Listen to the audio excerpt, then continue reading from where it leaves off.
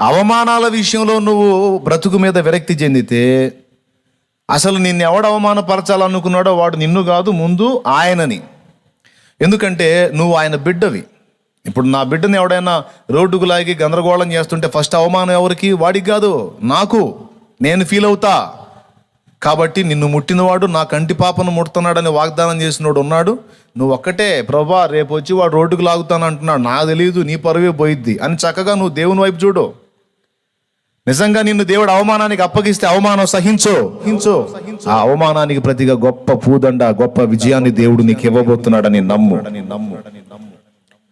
హల్లెలూయా. వింటున్నారా వాళ్ళు? నీకు దేవుడు గొప్ప బహుమానాన్ని ఇస్తాడు. నీవు మోసిన నిందకు ప్రతిగా పూదండ ప్రభువు ఇచ్చునులే. నీవు పొందిన వేదనలన్నీ త్వరలో తీరిపోవునులే. నీ స్థితి సిగ్గుపడే దినమొచ్చేనులే. నీ స్థితి చూచిన వినవారే సిగ్గుపడే దినమొచ్చేనులే. విడుదల సమీపించెను, నీకు వెలుగు ఉదయించును. విడుదల సమీపించెను, నీకు వెలుగు ఉదయించును. చెమ్మగిల్లు కళ్ళల్లోన కన్నీళ్ళెంత కాలం, కష్టాల బాటలోనే సాగదు పయనం. విడుదల సమీపించెను, నీకు వెలుగు ఉదయించును. విడుదల సమీపించెను, నీకు వెలుగు ఉదయించును. ఆత్మహత్య అనే ఆలోచన తొందరపడి ఎవరు కూడా చేయడానికి వీల్లేదు. ఎన్ని బాధలైనా మనం పడదాం, అవమానాలైనా పడదాం. మనల్ని అవమానపరిచే ముందు అవమానం ఎవరికి? డాడీకి. ఎవరు మన డాడీ? ఎవరు వస్తారా? నీ బాబు అంటాడు ఒక్కొక్కడు. అవునరా, నా బాబు ఉన్నాడురా, పైన కూర్చొని ఉన్నాడు, నీ తాట తీస్తాట అనుకొని ఆనందపడటమే నువ్వు. వాడు ఎంత అవమానపరిస్తే అవమానం పొందటమే నువ్వు సంతోషంగా నవ్వుకుంటా పొందటమే. ఎందుకంటే వాడి జుట్టు ఊడగొడతాడు, అనుమానం లేదు అందులో. హల్లెలూయా. నిన్ను హెచ్చించటం ఖాయం, అవమానపరిచిన వాళ్ళు ఇబ్బంది పడటం ఖాయం. కాబట్టి చేయని ఎన్ని అవమానాలన్నా చేయని, మొత్తం మౌనంగా సహించు. వారిని నీ పాదముల చెంత పడవేసే సత్తా నీ దేవుడికి ఉందని గుర్తుపెట్టుకో ఎప్పుడైనా సరే. దేవునికి స్తోత్రం కలుగునుగాక. కాబట్టి అవమానాలను బట్టో ఇతరాత్రా దేన్ని బట్టో ప్రాణం తీసుకోవద్దు. ఓకే, లేముంది, దరిద్రత ఉంది, ఇంట్లో జరగట్లేదు, ఏం చింతపడదు. మోకాళ్ళుని ప్రార్థన చేయి. దేవుణ్ణి నమ్మితే, నిజంగా నీకు విశ్వాసం ఉంటే ప్రార్థన చేయి. కాకులు చేస్తాయి అవసరమైతే. ఏలియాకి తోడై ఉన్న దేవుడు నీకు తోడై ఉండడా? ఆల్రెడీ నీవు ఎన్నోసార్లు పోషింపబడ్డావు. కఠినమైన కష్టంలో ఎన్నోసార్లు నువ్వు ప్రార్థన ద్వారా ఎన్నో జవాబులు పొందుకున్నావు. నీకు కూడా తెలుసా సంగతి. కాబట్టి ప్రార్థన చేయి. నీకు దరిద్రత ఉంటే తీసేస్తాడు దేవుడు, ఎట్లనన్నా నీకు పంపిస్తాడు. అవమానపరిస్తే అప్పజెప్పు దేవునికి, ఆ అవమానాన్ని పూదండగా మారుస్తాడు. నిందకు ప్రతిగా పూదండ అన్నాడు.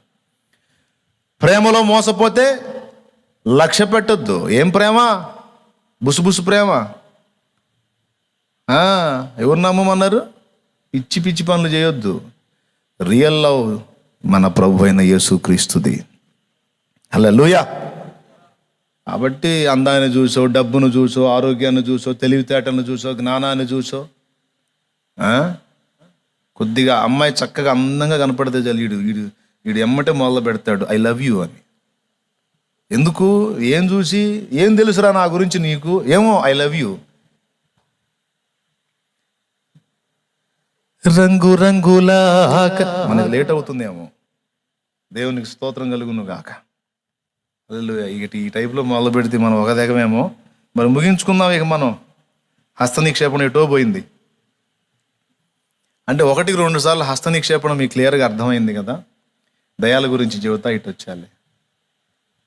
దయాలు పెట్టిన వాళ్ళు వదిలించడానికి పూనుకున్న చాలా జాగ్రత్తగా ఉండాలనే విషయం చెబుతా ఇటు వచ్చాను. గుర్తుంది నాకు. ఇంకా గంట సేపు చెప్పినా కూడా ఎక్కడ నేను పక్క బజారుకు వచ్చానో తెలుసు నాకు. దేవునికి స్తోత్రం. పాడమంటారా? ఎందుకు పాడమంటే రంగు రంగుల ఆకర్షణలే విత్తనాల ఏనా రాకాసి మూకల స్నేహాలి నీకు ఊలుగా మరేనా, రంగు రంగుల ఆకర్షణలే విత్తనాలయ్యేనా, రాకాసి మూకల స్నేహాలి నీకు పురులుగా మారేనా, ఆకలి తీర్చగా చల్లిన నూకలు కావే చెల్లెమ్మ, ఆశతో నీవు వెళ్ళి వాలితే ఉరులే చెరలమ్మ, ఆకలి తీర్చగా చల్లిన నూకలు కావే చెల్లెమ్మ, ఆశతో నీవు వెళ్ళి వాలితే ఉరులే చెరలమ్మ, గుండెలో గుచ్చి మంటల్లో కాల్చే మాయే ప్రేమమ్మ, యవ్వన కాలపు కామపు చేష్టలు ప్రేమను కోకమ్మా, కళ్ళ ఎరుగని తెల్ల పావురమ పైకెగిరావా, కఠినమైన ఈ లోకపు పోకడ కానక ఉన్నావా, కళ్ళ ఎరుగని తెల్ల పావురమ పైకెగిరావా, కఠినమైన ఈ లోకపు పోకడ కానక ఉన్నావా, అయ్యో పావురమా, ఓ పావురమా, కళ్ళ ఎరుగని తెల్ల పావురమ పైకెగిరావా, ఈ లోకపు పోకడ కానకయున్నావా. దేవునికి మహిమ. మస్తు రాసిండు ఇర్మియా. నిన్ను చూడక ఉండలేననే మాటలు విన్నావా. ఎందుకు ఈ వార్త ఇంతసేపు చెబుతున్నానంటే ఈ బ్యాచ్ ఎక్కువ. మా ఆయన నన్ను ఎంత మోసం చేశాడో అని, నా భార్య నన్ను ఎంత మోసం చేసిందో అని ఈ బ్యాచ్ ఎక్కువ. అందుకని పాడుతున్నా. సావాలనుకునేది కూడా వీళ్ళే, ఇంక వేరే సమస్యలు ఉన్న వాళ్ళు అనుకోరు. ప్రాణం తీసుకోవాలనుకునేది వీళ్ళు ఎక్కువ. అందుకు ఇంతసేపు దీన్ని ఒక్కదాన్నే పెంచి చెప్పాను అన్నమాట. నమ్మొద్దు నాన్న ఎవరిని, ఎంతవరకు అంతవరకే. పిల్లల్ని కన్నావా, ప్రేమించు, ప్రేమని పంచు, నీ బాధ్యత నెరవేర్చు. వివాహం చేసుకుని భార్యను కలిగి ఉన్నావా, ప్రేమించు, ప్రభు చెప్పాడు. భర్తను కలిగి ఉన్నావా, లోబడు, ప్రేమించు, బాధ్యత నెరవేర్చు, అంతే. తల్లిదండ్రుల్ని కలిగి ఉన్నావా, ప్రేమించు, ముందు వాళ్ళకి జరిగించాల్సిన న్యాయం చెయ్యి, దేవుడు మెచ్చుకుంటాడు. కానీ అందరికీ కూడా మితంగా పంచాల్సిన ప్రేమ పంచి అమితంగా నీ గుండెల్లో నా ప్రభువు నుంచు, యేసై నుంచు, రక్షకుడి నుంచు. నీ కొరకే తన ప్రాణము పెట్టిన ప్రేమను చూడమ్మా, నిన్ను చూడక ఉండలేని ఆ ప్రేమే నిజమమ్మా. అందరూ నిన్ను మరచిన గాని మరువని స్నేహితుడే. చెల్లి, తమ్ముడు, కొందరిలాగా మధ్యలో నిన్ను విడువని ప్రేమికుడే. రక్తము పోసి ప్రేమలేఖ నీకు రాసిన నీ ప్రియుడే.